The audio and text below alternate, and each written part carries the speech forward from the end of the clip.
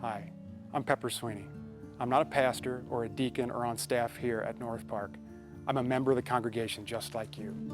You know, we have been blessed with leadership here at this church that has worked tirelessly to advance a vision, a wonderful vision for our permanent facility. We have 10 plus acres in the Rye Canyon Business Park. But you know, our church staff can't do it alone. And if you think about it, our church is not defined by a handful of salaried employees. Our church is defined by its membership, by you and me. You know, ultimately, this is God's church, but He left it in our hands. Now it's our turn to step up. You know, the good thing is we're not alone in this. Let's take a minute to listen to what some of the other folks in the congregation are saying about this amazing opportunity to work with God. If we didn't have NorthPark, we would be in a whole nother place in life. If not for NorthPark Community Church, I'm not sure where we'd be. I'm not sure my husband and I would still be married.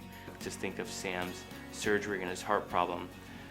I know a lot of people at the church, but when something traumatic like that happens, I don't know what we would have done if it wasn't for the people around at NorthPark.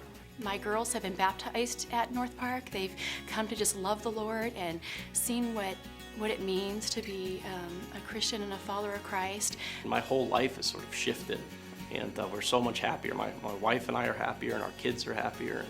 You never know what's going to happen. I'm in my 30s, and out of nowhere I'm diagnosed with a brain tumor.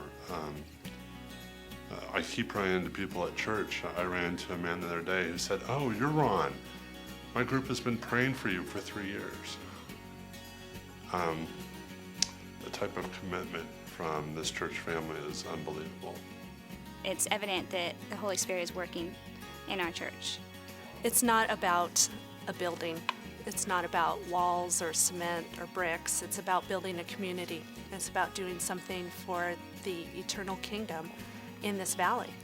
It's about being a light in this valley. If people are having a difficult time with the idea of giving more or giving it all, I just encourage them to trust that God is our provider, and that's what I've learned is He provides everything we need, and we keep giving and He keeps giving, and we give more and He gives more, and it just works that way. There's never been a day that we have said, darn it, I wish I hadn't given that money to church.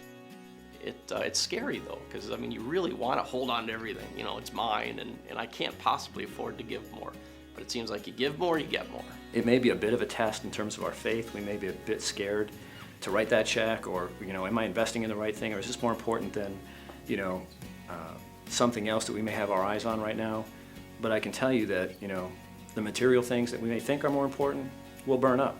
And there's things that we can invest in that are eternal. Those things are called people, you know, and it's the only thing we can take with us, so I can't think of a better place to put our resources.